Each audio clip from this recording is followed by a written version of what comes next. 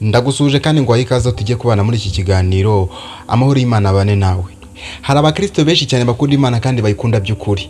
Gusa bamwe muri abo ngabo muri iki gihe babayeho mu marira menshi cyane. Bagerageza kubana n'abantu bose amahoro, ariko babayeho mu buzima bugoye cyane. Kubera yuko abo bantu bose bagerageza gukunda cyangwa se bagerageza kubana nabo, bakunze kubereka urwango rwinshi cyane. Rimwe na rimwe bakabaroga, abandi bakabanga, ndetse bakabereka yuko ntacyo bari kimbere yabo. Bakunze kubesherwa ibintu byinshi cyane bivugwa yuko ari bo babikoze, ndetse rimwe na rimwe ari n'igihe usanga bagambaniwe bakisanga mu dutego tugiye dutandukanye. Uyu munsi reka tuvuge kuri ibi bintu. Reka uyu munsi tuvuge ku kuntu umukristo wa nyawe cyangwa se umukristo uyobowe n'Umwuka Wera yakitwara mu gihe yisanze muri bibazo kugira ngo arusheho gukomera ndetse arusheho gukomera ku Mana, ace ukubiri no gucika intege.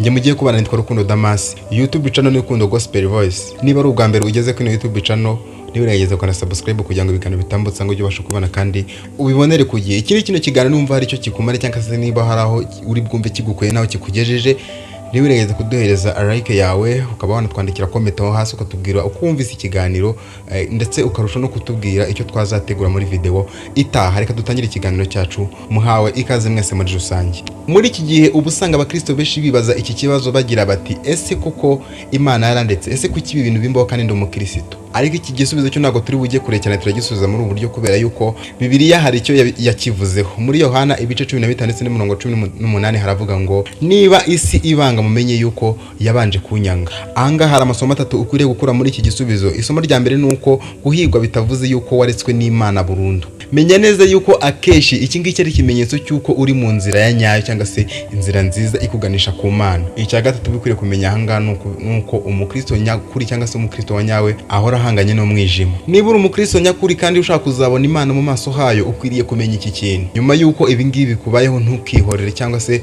urushaho kwirwanira, ahubwo gerageza ushyire urubanza rwawe mu maboko y'Imana.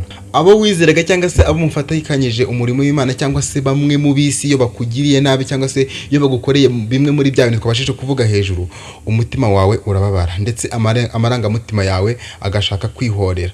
Gusa ahangaho Bibiliya iravuga iti, ni ijambo dusanga mu Baroma ibice 12 n'umurongo wa 19 aravuga ngo, ntiwihorere, ihorere ninjye Uwiteka. Inama eshatu z'ingenzi ukwiriye kumenya kuri iki cya kabiri nuko kwihorera ni ikintu kikugora cyangwa se ni ikintu kikurushya cyane. Ntago nakugira inama rero yo kubikomeza, ahubwo wagerageza ukareka Imana igakora ibiguha amahoro. Ikindi kandi ukwiriye kumenya yuko umuntu ugerageza kwihorera ari we wenyine ubasha kwangiza umutwe we abigizemo uruhare. Inama ya gatatu mu nama zigeze kuri 7 naguteguriye muri iki kiganiro z'uko umukristo akwiriye kwitwara mu gihe ari guhura n'amakuba akomeye cyangwa se ari guhura n'ibigeragezo bigiye bitandukanye muri uru rugendo rujya mu ijuru. Sengera abantu bose baguhiga. Ibi ngibi nibyo byerekana kwizera nyakuri. Ndabizi neza yuko ibi bintu bitoroshye, ariko nanone ukwiriye kumenya neza yuko ibi ngibi ari byo Yesu yadusabye. Matayo ibice 5 umurongo wa 44 haravuga ngo, mukunde abanzi banyu, musengere ababarenganya. Menya neza yuko gusengera umwanzi wawe biguca kugira inzika cyangwa se biguca ku nzika. Ikindi kandi menya yuko biguhindura umuntu wa nyawe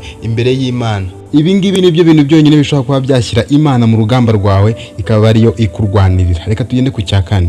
Rinda umutima wawe, ntukemere yuko ibigeragezo biguhindura.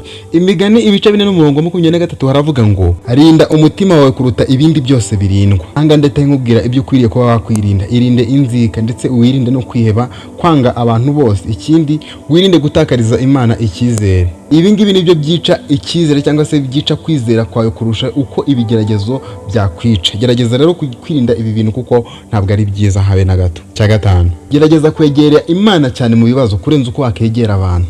Hari igihe abantu batakukiza, inshuti zikicecekera, abo wari wizeye ndetse bakaba banarushaho kuba babigiramo uruhare, bakagera ku rwego rwo kuba bakugambanira. Dore uko Zaburi ya 62 umurongo wa 8 hatubwira, Imana niyo irimo agakiza kanjye n'icyubahiro cyanjye, igitare cy'imbaraga zanjye n'ubuhungiro bwanjye biri mu Mana.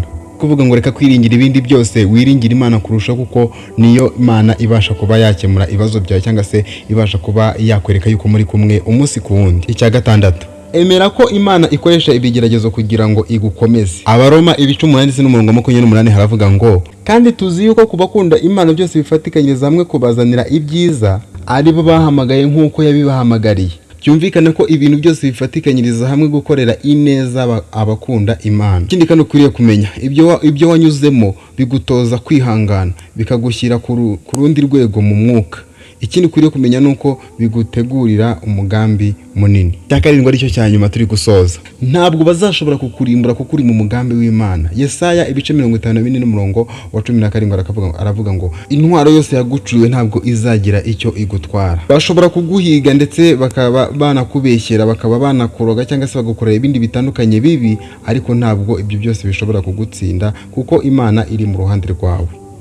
Mukristo mwiza, ntugacike intege. Ibyo unyuramo ntabwo ari iherezo ry'ubuzima bwawe, ahubwo ni inzira ikujyana ku ntsinzi. Gerageza ukomeze kwizera, ikindi kandi ukomeze gukunda ndetse ukomeze no kugendera mu kuri kuko Imana irakurwanirira buri munsi. Reka dusozeshe isengesho. Mwami Imana, reba abakristo bo muri iki gihe barakomereye cyane, bararemerewe, imitima yabo irababaye, ariko ndakunyinze kugira ngo ubarwanirire, ubasubizemo amahoro ndetse ubasubizemo imbaraga, bashoboze gutsinda ikibi cyose mu izina rya Yesu Kristo.